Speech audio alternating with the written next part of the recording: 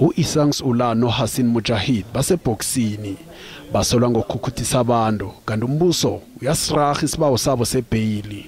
U-Ula uzijamele Amadoda vele ePakistan la phika yathinritha ngebasho ukuthi bebahlalisa abahlali bePakistan abali-18 enarheni le ngaphandle kwemvumo yabo.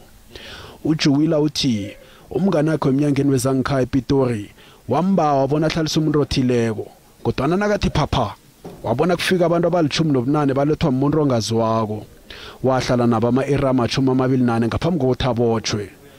Umbuso iphayili basho leyo ngelithi amadoda la bekalodlelelwe ngendlela enganafenitshara begodwa bawathathelwe nemfuni nabomazisi babo bokuyeka ezinye inarha. Umbuso uthi lobu bulele sobuhlelekileko obusezingeni eliphezulu.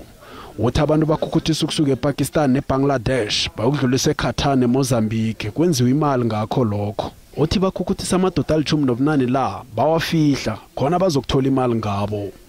Umbuso uthi Ula utorhisa ikhothe enkulumeni zakhe ezihlukahlukeneko. Amadoda ali-19 la asiwe endaweni ephephileko. Isibawo sebheyili sithuliselwe mhla amalanga ali-11 ngoSihlabantangana.